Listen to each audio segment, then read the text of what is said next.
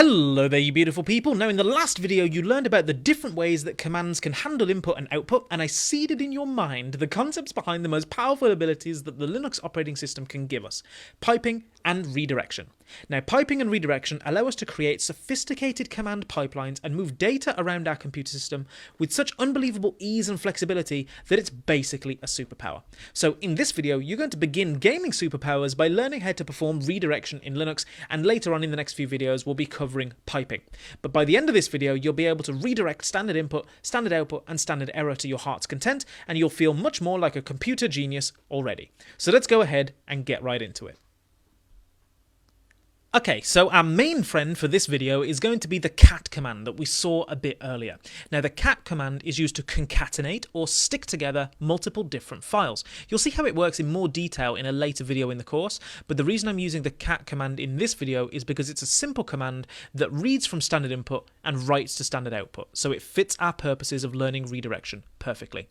So let's watch cat receive data from standard input. So if I just type cat, here, the cat command waits to receive some data on standard input. Now, cat needs standard input in order to run, but because standard input is by default connected to the keyboard, cat just sits there and waits for us to enter something on the keyboard. So if I type meow, like that, once we do, it will output the same input into standard output. And because standard output is by default connected to our terminal, it outputs the same word that we entered, which was meow, which is appropriate for the cat command, of course. It outputs that to the terminal.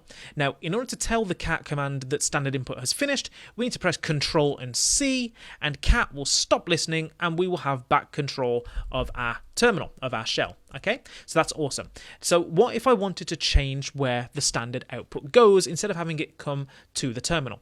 In other words, how can I redirect standard output? Well, let's say that I wanted to redirect standard output to a file called output.txt. To do that, I would use a special symbol. I would write cat, just like normal. Then I would type the number 1 and the greater than sign. And then I'd type output.txt. Okay, so let me explain to you what this means. I want you to remember that standard output is the name of the stream that output goes down. Okay, standard output isn't the destination, but it's the name of the stream or the pipe or the stream that the data goes down.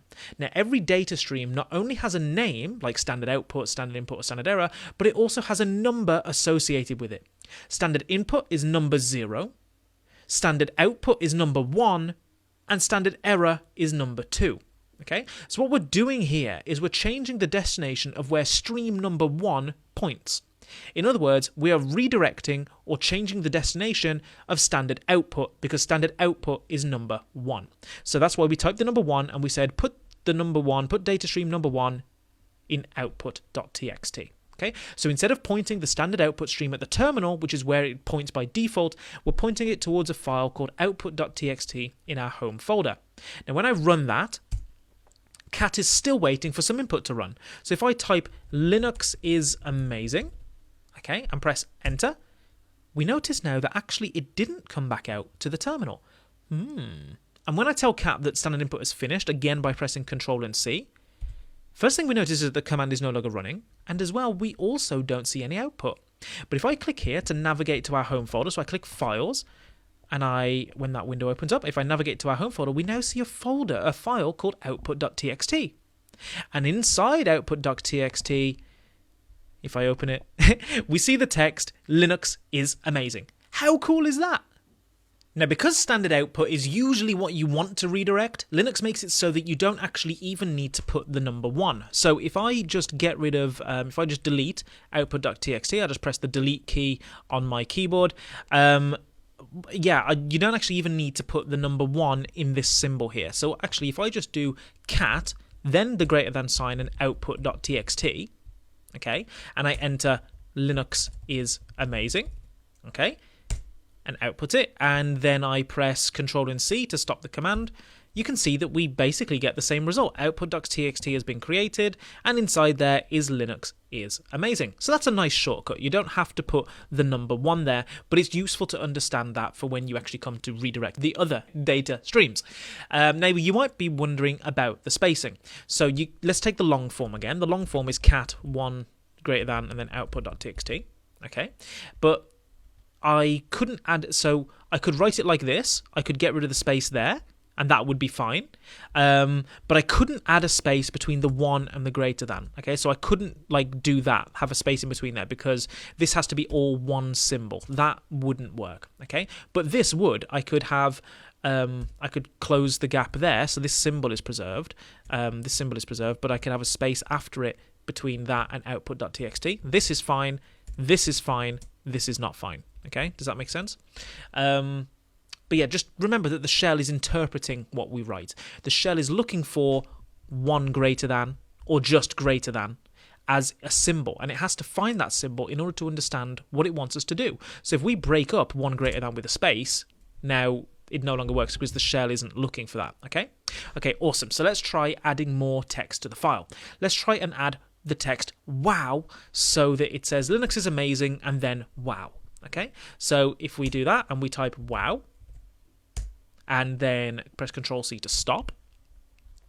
Now, when we check the output.txt file, we expect it to say Linux is amazing, wow, right? But when we open it,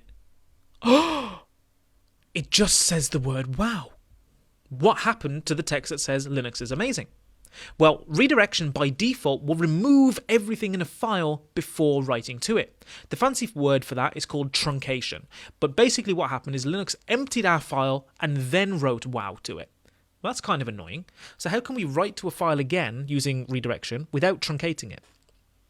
Well, to do that, we would write the redirection like this. Okay, so you would write cat 1 greater than output.txt. So you can see we've used 2 arrows there. Okay, so instead of having 1 arrow, we have 2 right after one another. Now, when I type Linux is amazing, okay, and I press Control and C just to end that. Now we look inside output.txt. We now have Linux is amazing after wow. Okay, and again the shortcut still applies. So instead of having cat 1 greater than, by the way, if that shortcut right there, I just press the up arrow key. Instead of having cat 1 greater than, I can just have greater than. Okay, when I do that and I say Linux is very amazing and do that and stop, then when I reload the file, we can see that now it adds Linux is very amazing. Okay, so this works just as well with just the greater than. It works just as well as having the number 1, because Linux makes it just that bit easier for us, because usually you're redirecting standard output, which is data stream number 1. So that's how you redirect standard output. And this process, as I said, of using the double arrows is called appending to a file. So in the interest of time, we're going to cut our discussion short in this video, and we're going to pick it up again in the next video. But in summary, what you've seen in this video is, first of all, that data streams have numbers associated with them.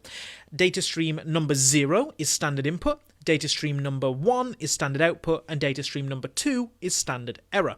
And you can use these numbers to actually access the specific data streams that you want for redirection.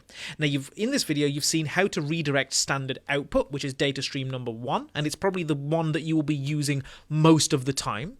But what you need to make sure of, and this works for all data streams, is you need to be careful of truncating your files. You saw that when you use 1 arrow, when you were redirecting standard output, the shell would delete everything that was in the file or in the place that you were redirecting to before adding the data in. But if you use 2 arrows, then you can actually append your data to the file. You can add your data on top of what is already there. So just be aware of that. So in the next video, we're going to take a look now at how you would redirect standard error and standard input. So I'll see you in the next video.